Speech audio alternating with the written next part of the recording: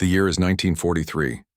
Two soldiers, worlds apart, are about to experience captivity in ways that will seem almost incomprehensible when compared side by side. One is a young German soldier, captured in North Africa, who will soon find himself working on a farm in rural Nebraska.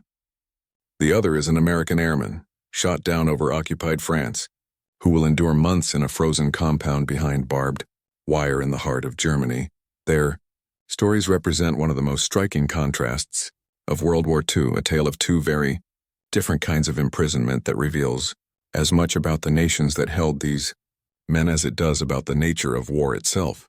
Between 1942 and 1945, the United States held approximately 375,000 German prisoners of war on American soil.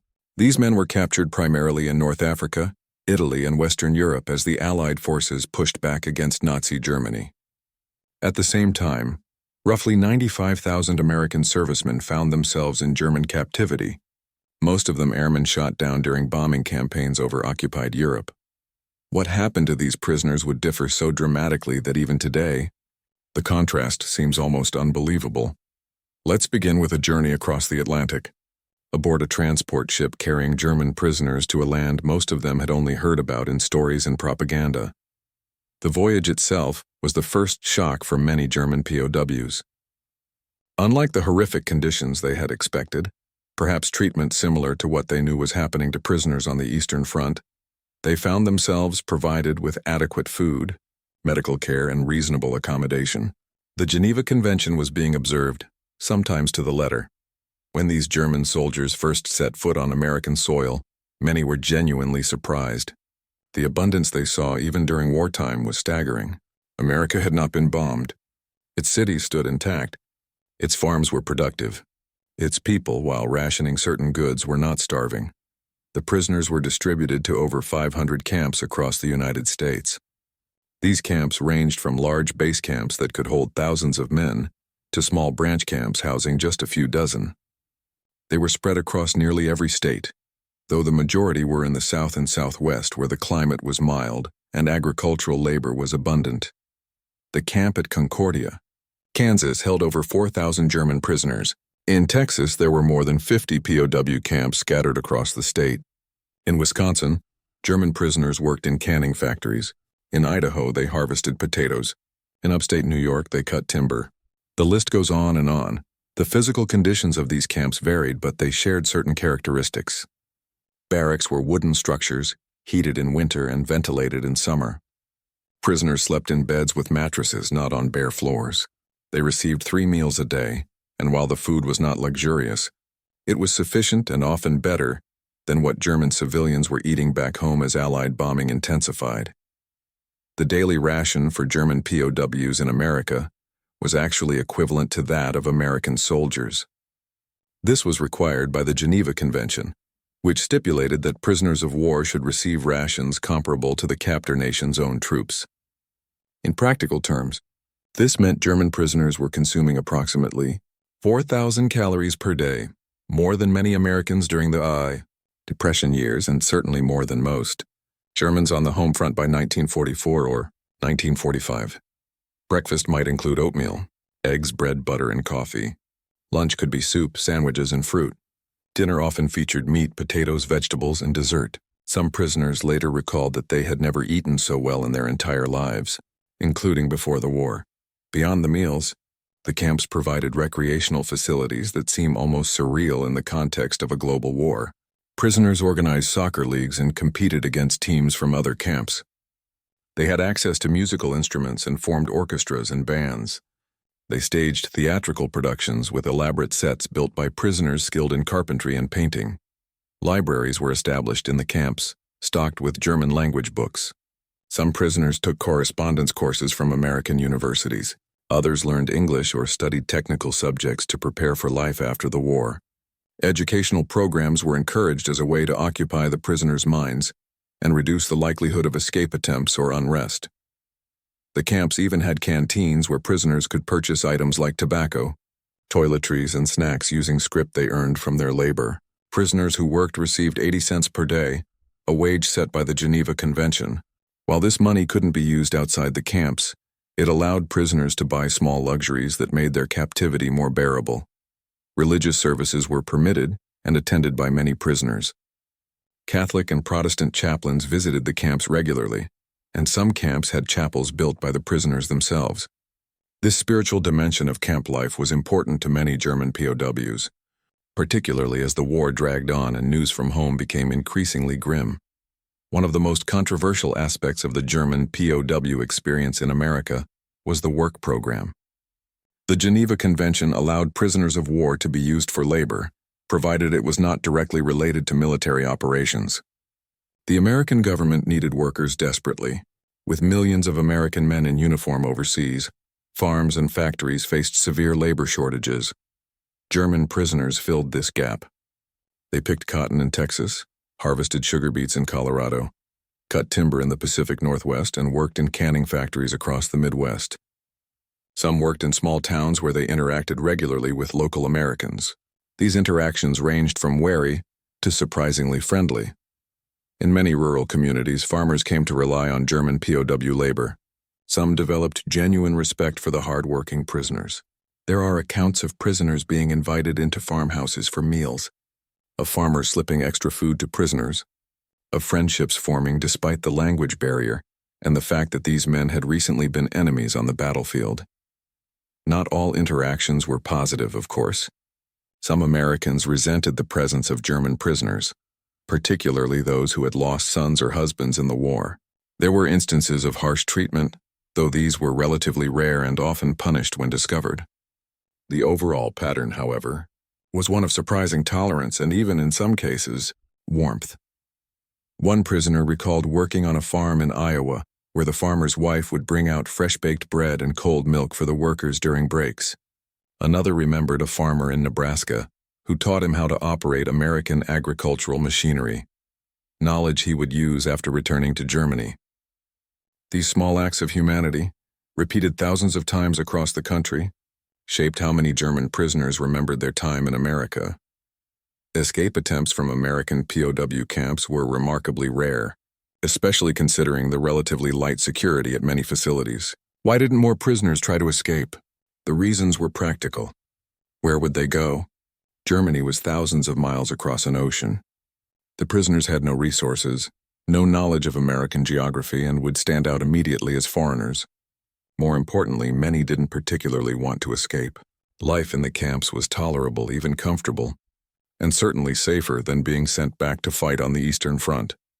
The few escape attempts that did occur were often half-hearted or motivated by a sense of duty rather than any real expectation of success.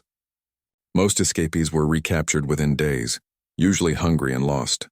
Some simply walked back to their camps after a night or two in the woods. The punishment for escape attempts was typically confinement to the camp stockade for a period, not the execution that might have awaited escapees from German POW camps. There was, however, darkness within these camps that must be acknowledged. Not all German prisoners were happy about the relatively humane treatment they received. Among the prisoners were committed Nazis who viewed cooperation with Americans as betrayal. These hardline prisoners sometimes formed intimidation networks within the camps, threatening or even attacking prisoners who were too friendly with their captors, or who spoke critically of the Nazi regime. Several murders occurred in German POW camps in America, with Nazi fanatics killing fellow prisoners they deemed traitors. The most well-known case was at Camp Tonkawa in Oklahoma, where a German prisoner was beaten to death by fellow POWs, who suspected him of informing to American authorities. 7 German prisoners were later hanged for the murder, executed on American soil for a crime committed against another German. These incidents reveal the complexity of the POW experience. Even in relative comfort, thousands of miles from the battlefront, the war's ideological conflicts continued to play out. American authorities struggled to identify and separate the hardcore Nazis from the general prisoner population, with mixed success. As the war progressed and news of Germany's deteriorating situation reached the camps, the mood among prisoners shifted. Early in the war, many had expected Germany to win and viewed their captivity as temporary. By 1944 and 1945, it became increasingly clear that Germany was losing. Some prisoners were relieved, seeing an end to the war and a chance to return home. Others fell into depression, worried about their families and the future of their country. The arrival of newspaper accounts and photographs documenting the liberation of Nazi concentration camps had a profound effect on many German prisoners. Some refused to believe the reports, dismissing them as Allied propaganda. Others were genuinely shocked and horrified by what their government had done. These revelations forced many German POWs to confront uncomfortable questions about what they had been fighting for. American authorities implemented a denazification program in the camps, showing films and distributing literature designed to educate prisoners about democratic values and the crimes of the Nazi regime. The effectiveness of these programs was mixed, but they represented an attempt to prepare German prisoners for eventual return to a post-Nazi Germany.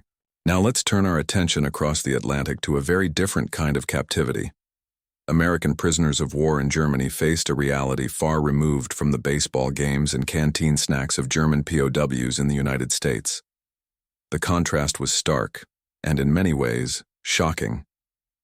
Approximately 95,000 American servicemen became prisoners of war in German hands during World War II. The vast majority, roughly 94,000, were held in prison camps run by the Wehrmacht, the regular German armed forces. These men were predominantly airmen, shot down during bombing raids over Europe. The remaining prisoners were ground troops captured during combat operations. The treatment of these American POWs varied significantly depending on several factors: the branch of the German military running the camp, the time period of capture, the location of the camp, and sometimes simply the personality of the camp commandant and guards. It's important to distinguish between different types of camps in the German system. Stalag Luft camps were specifically for captured airmen and were run by the Luftwaffe, the German Air Force. Regular Stalag camps held army prisoners and were run by the Wehrmacht. Then there were concentration camps, which were not POW camps at all but part of the Nazi extermination apparatus. American and British POWs were generally not sent to concentration camps. That horror was reserved primarily for Jews, Slavs, political prisoners, and others deemed undesirable by Nazi ideology. The Geneva Convention theoretically protected American POWs, and Germany, unlike Japan, was a signatory to the convention. However, adherence to these rules varied greatly and deteriorated as the war progressed, and Germany's situation became desperate. Let's start with the moment of capture. For an American airman shot down over occupied Europe, the experience was terrifying. If they survived the aircraft going down and managed to parachute safely, they might land in enemy territory with hostile civilians and soldiers searching for them. Some airmen were lynched by angry German civilians, particularly later in the war as Allied bombing devastated German cities. Others were captured by Wehrmacht soldiers who generally treated them according to military protocol. The journey to a POW camp often involved days or weeks in temporary holding facilities with inadequate food and shelter. Interrogation was standard, though methods varied. Some interrogators were professional and stayed within Geneva Convention boundaries.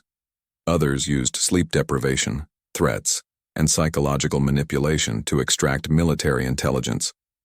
Once transferred to a permanent POW camp, American prisoners entered a world defined by barbed wire, guard towers, and constant hunger. The camps themselves were grim affairs. Barracks were overcrowded, often housing twice as many men as they were designed for. Heating was minimal, a critical problem during brutal European winters.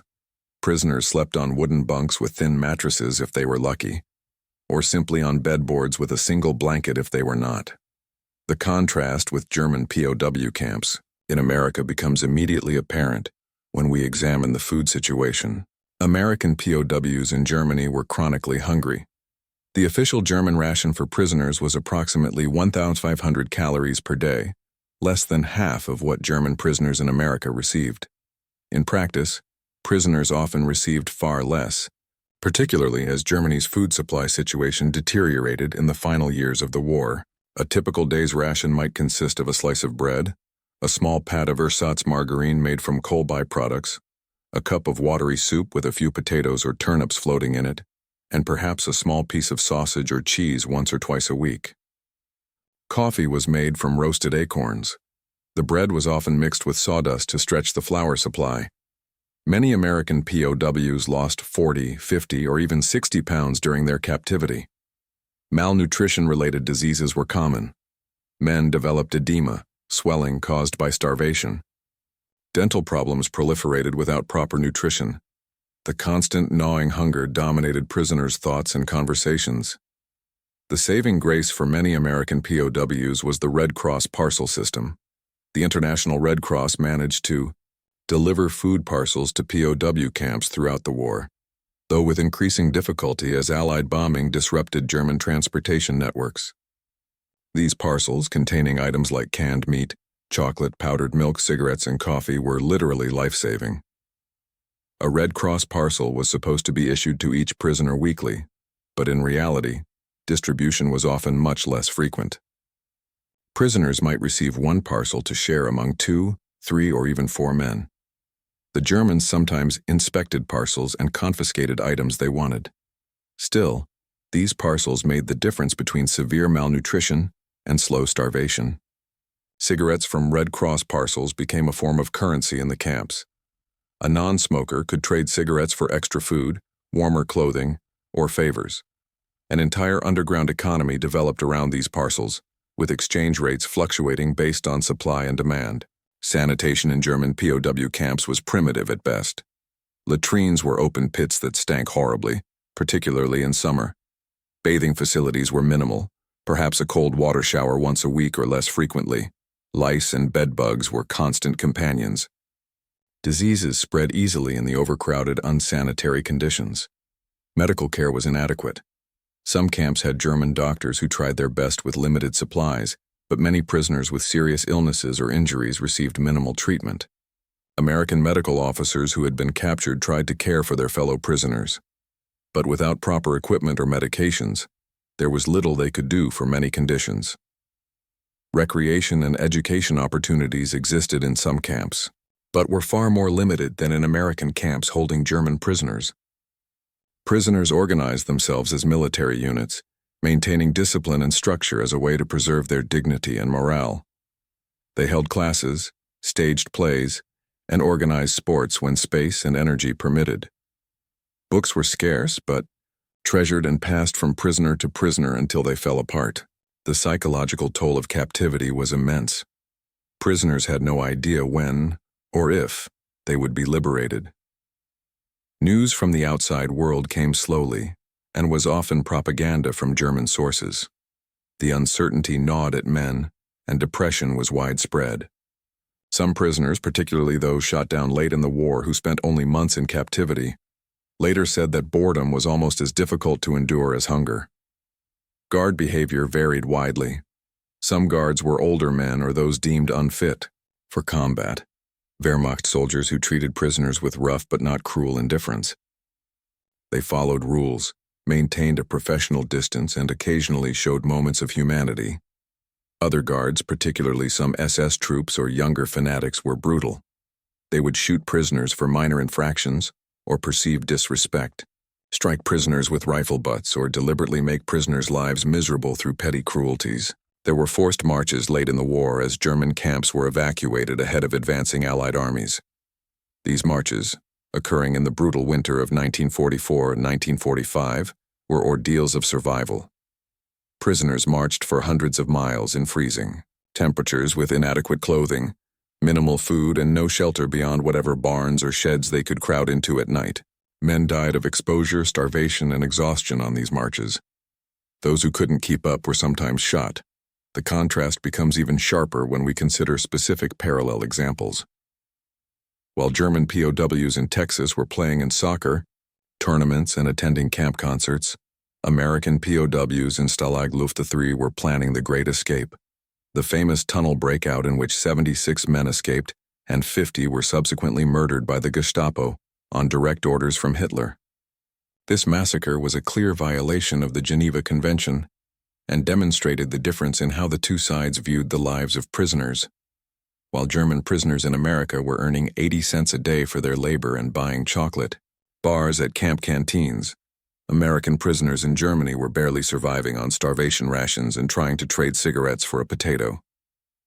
While German POWs were taking university correspondence courses and planning for their futures, American POWs were conducting secret memorial services for comrades who had died of disease or mistreatment. The experiences were not entirely black and white, of course. Some American POWs developed decent relationships with individual German guards, and even some camp commandants who tried to run their camps fairly within the constraints of a collapsing system. There are accounts of German officers sharing their own scarce rations with prisoners, or warning prisoners of impending danger. Similarly, not every German prisoner in America had an idyllic experience. Camps in the Deep South during summer could be brutally hot. Some American guards were abusive. The Nazi networks within the camps terrorized prisoners who didn't toe the party line, but the overall pattern is undeniable. The difference in treatment was enormous, reflecting fundamental differences between the two nations. One that remained prosperous and secure throughout the war, the other that was being systematically destroyed by Allied bombing and ground campaigns. There's another dimension to this story that makes the contrast even more striking: the aftermath. When Germany surrendered in May 1945, German POWs in America were not immediately sent home. Many remained in the United States for months or even years after the war ended, continuing to work under the same conditions they had experienced during the war. Some were transferred to European camps to help with reconstruction efforts. The last German POWs did not leave the United States until 1946, more than a year after VE Day. During this extended captivity, many German prisoners developed affection for America. They had been well treated. They had seen American prosperity and abundance. Many had formed friendships with Americans they worked alongside. Perhaps most importantly, the denazification programs and exposure to American values had affected many of them, leading them to question what they had believed during the Nazi years.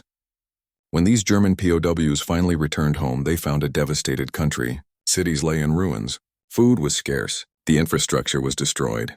Many prisoners couldn't find their families who had been killed in bombing raids or had fled the advancing Soviet army. The contrast with America could not have been more stark. A significant number of German POWs eventually emigrated back to the United States. They had seen opportunity in America and wanted to be part of it. There are numerous accounts of former prisoners who saved money, applied for visas, and returned to communities where they had been held as POWs. Some married American women. Others started businesses. They became American citizens and raised families, their prisoner of war experience transforming into an unlikely immigration story. Meanwhile, American POWs liberated from German camps faced their own difficult transitions. Many were severely malnourished and required extended medical care. The psychological trauma of captivity manifested in nightmares, anxiety, and difficulty readjusting to normal life. Unlike German prisoners who had been relatively comfortable in America, American POWs had endured genuine hardship. Many American former POWs struggled to talk about their experiences. They felt their suffering was minimized compared to combat soldiers or, later, compared to the horrors of the Holocaust that came to light. Some felt guilt about being captured rather than killed. Others simply wanted to forget and move on with their lives. The long-term health consequences for American ex-POWs were significant. Studies conducted decades after the war found that American veterans who had been POWs in Germany had higher rates of heart disease, hypertension, and psychological problems compared to veterans who had not been captured. The months or years of starvation and stress had left lasting marks on their bodies and minds. What explains this shocking difference in treatment? Several factors come into play. Geography was crucial. America was an ocean away from the fighting, untouched by bombing or invasion. Its agriculture and industry operated at full capacity throughout the war. Germany, by contrast, was being bombed around the clock by 1944. Its cities destroyed, its transportation networks shattered, its population facing severe shortages of everything from food to fuel. Resources matter in wartime, and America had them in abundance while Germany was being systematically deprived of resources by Allied strategy. Cultural and ideological factors also played a role. The United States, despite its flaws and contradictions, had a tradition of rule of law and respect for international agreements. The Geneva Convention was taken seriously by American authorities, both as a matter of principle and because they hoped it would encourage Germany to treat American prisoners well in return. Germany under Nazi rule was a different matter. While the Wehrmacht generally tried to follow, Geneva Convention protocols with Western prisoners, viewing American and British POWs as racial equals worthy of some respect. The Nazi system was fundamentally brutal and dehumanizing. The treatment of Soviet prisoners who died by the millions in German captivity through deliberate starvation and abuse shows what the Nazi regime was truly capable of. American and British POWs benefited from being Western Europeans, viewed by Nazi racial ideology as Aryan or near-Aryan peoples. This racism saved their lives. Had they been Slavic or Jewish prisoners, their fate would have been incomparably worse. There was also a practical consideration. The United States wanted German POW labor and recognized that well-fed, reasonably content prisoners would work harder and cause fewer security problems. Germany, on the other hand, was barely able to feed its own population and military by 1944, let alone enemy prisoners. Finally, there was the matter of reciprocity. American officials knew that if they mistreated German prisoners, Germany might retaliate against American POWs. This fear encouraged good treatment of German prisoners. Germany faced the same calculation, but with less ability to actually provide good conditions even when the will existed.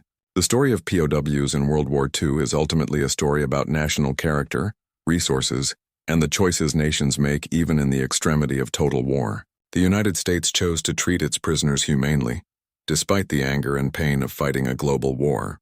Germany, particularly under the Nazi regime, made different choices that reflected both the desperate circumstances of the nation and the cruel ideology driving its government. For the individual soldiers caught up in these systems, the German prisoner harvesting wheat in Kansas and the American prisoner shivering in a German barracks, the experience came down to simple realities: food or hunger, warmth or cold, hope or despair. The shocking difference in their treatment reveals truths that extend beyond World War II.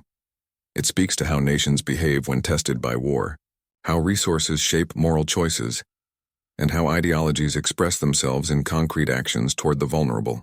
When German POWs returned to America after the war to build new lives, they brought with them memories of a captivity that, while still imprisonment, had shown them a different way a society could function.